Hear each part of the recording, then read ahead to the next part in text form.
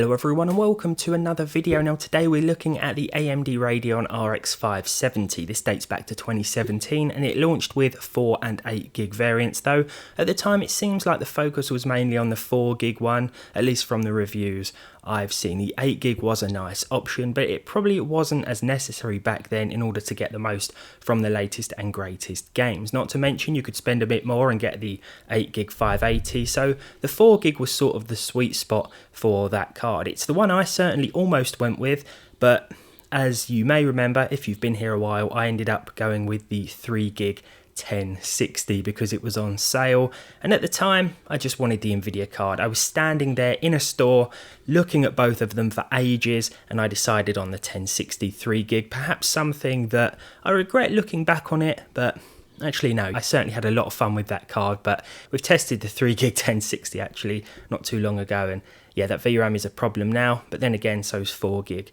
in certain titles. Nonetheless, we have the 8 gig 570 today, which of course makes more sense in 2025, and we're going to be seeing how it handles a few games. Now of course there are going to be a few examples that won't run, games with ray tracing baked in, so to speak. Doom the Dark Ages, Indiana Jones, games like that. Yeah, unfortunately you're probably going to get error messages.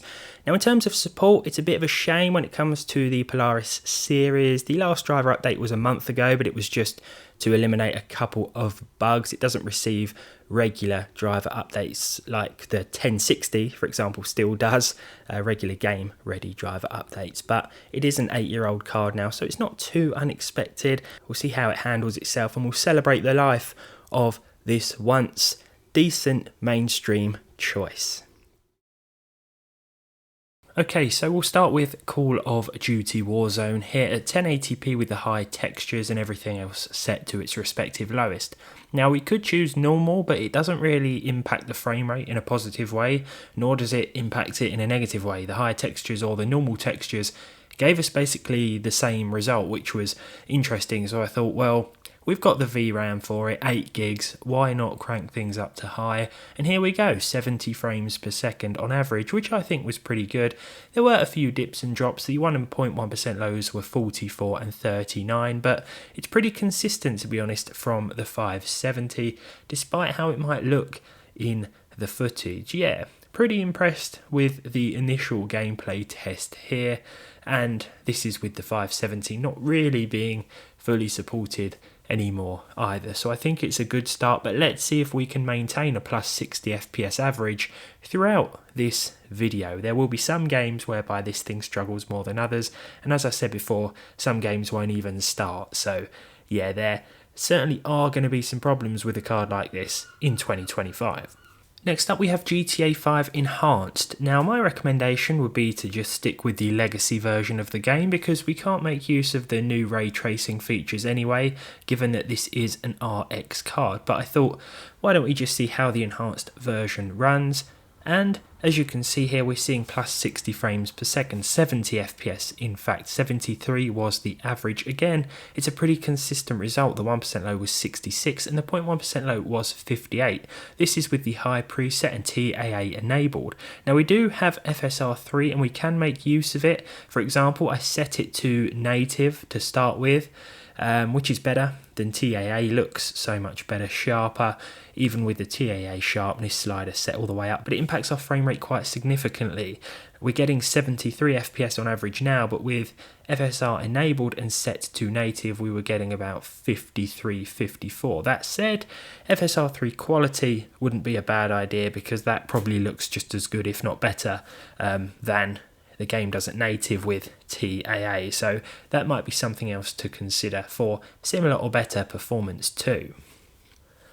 For Helldivers 2, we were actually averaging 60 frames per second without any upscaling. This is with the high textures yet again because we have the VRAM to do so of course, and everything else set to its respective lowest. That said, I ultimately settled on the ultra quality render scale, which looks really nice, but it just gives us a nice boost, and this ensures that our game stays at above 60 frames per second pretty much all of the time. As you can see here, it's another average in the 70s, this time 75 overall, with a 1% low of 68 and a 0.1% low of 63. Another solid result from the, now 8-year-old RX 578 gig.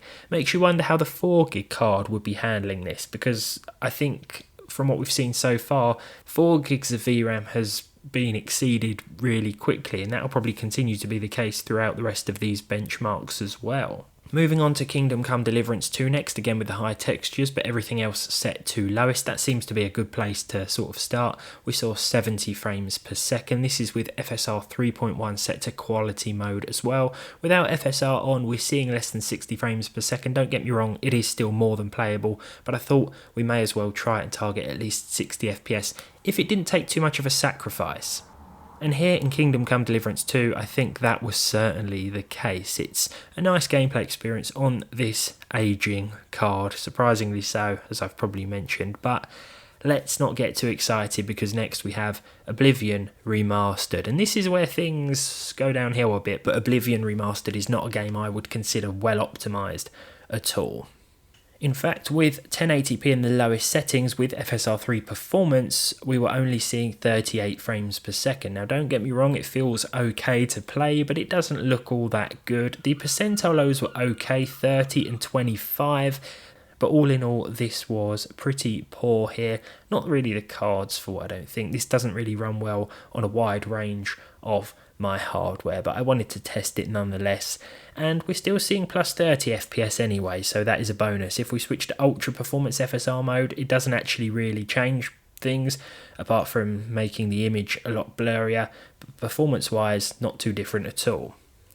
Next up we have Apex Legends. Now with these online multiplayer titles, you're probably going to want to stick with lower settings just to get as many frames as possible, but I thought this is a GPU benchmark, we may as well try and push things where we can, so I stuck everything on highest actually with TSAA too, and even then we saw 75 FPS, a 1% low of 65 and a 0.1% low of 38, so really wasn't bad at all even with everything set to highest. But as I said, you're probably best off with lower settings than this in order to maximise your performance. The same can be said for Counter-Strike 2. The lower the settings, the better really for online competitive play, but I thought we'd go with a high preset. This is what it defaulted to with 4x MSAA, and even so with the 578 gig we were seeing 110 FPS, a 1% low of 83 and a 0.1% low of 14. So yeah, it leaves a little to be desired in terms of that percentile low, a few noticeable little stutters here and there, but for the most part it was a decent experience. Fortnite next, 1080p medium with DX12 and TAA, along with 100% resolution scale for 85 FPS. Again, you might want to consider lower settings, but all in all, even at medium, this was a pretty respectable result, and I wasn't expecting to see at least 60 FPS on average with this card and these settings, especially in DX12 mode. DX12 mode just runs a little smoother, at least from my experience. Even though our average frame rate may not be as high, it's a more consistent experience, and I feel like that's a little more important here, but it's entirely up to you. For Red Dead Redemption 2, I went with the Xbox One X equivalent settings that I saw a while ago in a Digital Foundry video, or in a Eurogamer article, one of those two, but it's the settings I like to use when I'm not quite sure how to gauge things. If I'm not quite sure where to stick the settings when I'm testing a card, I'll just default to these Xbox One X equivalent settings, which include ultra textures, and sure enough, 60 FPS. Now it wasn't a consistent 60 FPS, and we could do with dropping a few things a little bit. This also has FSR2. It doesn't seem to do much though in terms of impacting the performance in a positive way, so I just left things as they were. This is with TAA medium as well. For Cyberpunk 2077, our penultimate title, we have 1080p of course with the high textures, high crowds and everything else set to lowest with FSR3 quality for 63 frames per second. There were a few dips and drops here and there, but the game plays well most of the time, and especially considering our hardware, I don't think this is too bad at all. I picked this 570 up from Cash Converters. I think it was like 30 quid, 35 quid, including postage, something like that, really cheap. The sort of price you might expect to find a 4GB version of the card for. So I'll probably clean it all up and stick it in a system, or clean it up and sell it on perhaps. We'll finalise with Baldur's Gate 3. This gave us a few issues with Vulkan, so I switched back to DX mode, and with a medium preset and with FSR 2.2 mode set to balanced, we were seeing an average of 70 with a 1% low of 34 and a 0.1% low of 30. A few stutters in and around the city here, but nothing major, and all in all, I think this experience was pretty respectable.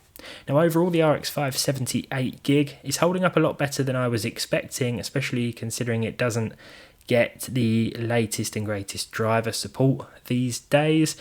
FSR and upscaling really does help out this card, and it's sort of the ideal scenario for upscaling. You know, this is what it's all about, helping to get a little more life out of an older card. It'll be interesting to see how it handles some of the bigger titles coming out over the course of 2025, but we'll just have to see.